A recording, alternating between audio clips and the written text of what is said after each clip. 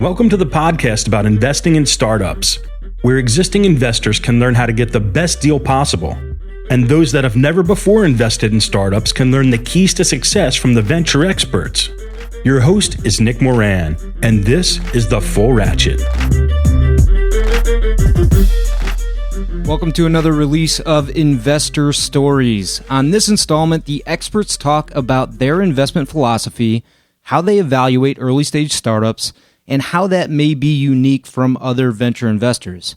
Here is the segment called Venture Investor Strategy.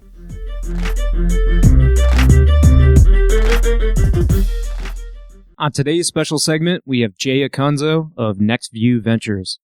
Jay, can you talk about NextView's thesis and also their philosophy on early stage investment?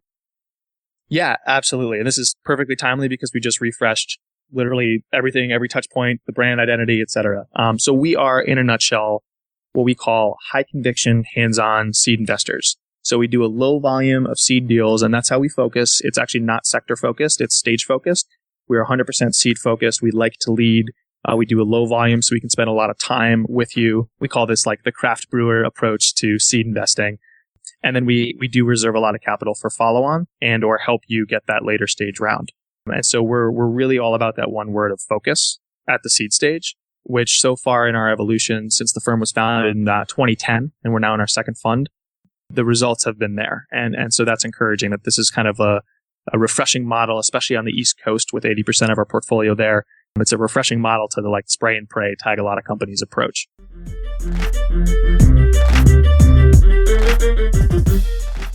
On today's special segment, we have David S. Rose.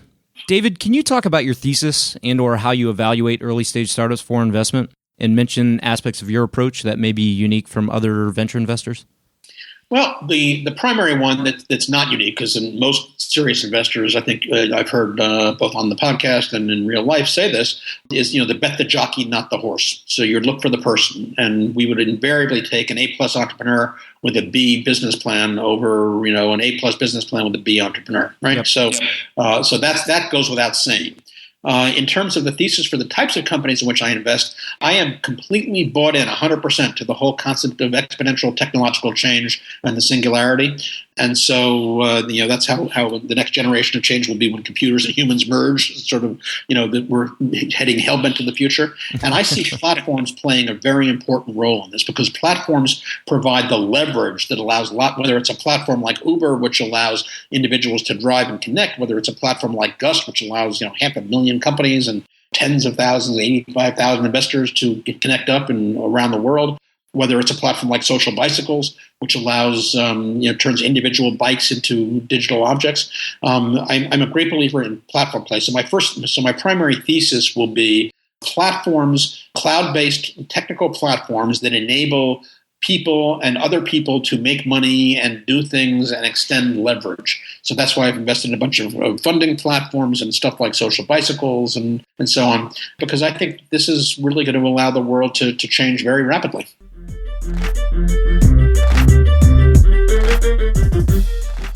On today's special segment, we have Charles Hudson of Precursor Ventures. Charles, can you talk about your thesis and also how you evaluate startups for investment, and if there are any unique aspects of your approach? It's hard to say what I do that's unique. I mean, for me, the basic rubric I try to use for myself is I spend a lot of time trying to understand founder motivation and what it is that makes this person feel so fired up about spending the next 5 to 10 years of his or her life building this product or service. And so I spend a lot of time actually just trying to get inside the person's head and understand what it is that's motivating them to do this. Because startups are so stressful and they're so hard that for most people, smart people, they have other options. And so my process is much more focused on the individual's kind of internal drive. So I'll ask people a lot of questions about their previous work experience, like really trying to get down to like, what's the core motivator that makes this person want to succeed? And it tends to attract me to first-time founders more than repeat folks, because I tend to find that first-time founders, they approach things with fresh eyes. And also for them, oftentimes the outcome of that startup really, really, really matters in a way that sometimes it doesn't for a repeat entrepreneur. When you look at the failures across the portfolio, do you find that many were a lack of maybe founder market fit? I would say a lot of the companies I've done that haven't worked out, it's been a variety of reasons. Sometimes I had the timing and the market right, but I bet on the wrong team. Sometimes it's that our thesis on the market just proved to not be true. It looked great on paper, but it turned out that the consumers of the product were not as enthusiastic about it as we had expected. That unfortunately happens. And I would also say there are certainly some cases where the founders were just not the people who I thought they were, and that my analysis and assessment of their motivations, strengths, and weaknesses were off.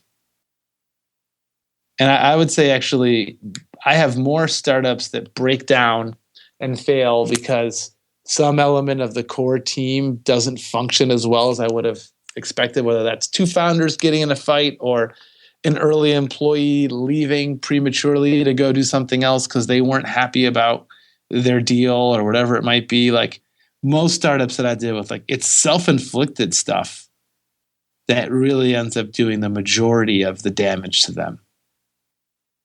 Wow. Yeah. Or a founder encounters a tough situation with the market and doesn't react, I'd say, in an intelligent, thoughtful way to changing market conditions. And it's hard to know how people are going to, like being a GM at a public company is not the same as being a CEO and founder of a startup. Guess it goes back to your point about knowing people and relationships over a period, and maybe investing in some of your classmates that you've seen go through struggles and come out on the right end of it.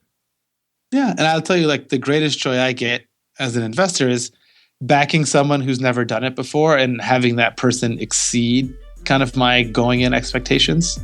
Like that's a really good feeling for me. I bet. That will wrap up this installment of Investor Stories. Head over to thefullratchet.net to leave a comment, sign up for the newsletter, or find resources discussed on any of the episodes. Until next time, remember to over-prepare, choose carefully, and invest confidently. Thanks for listening.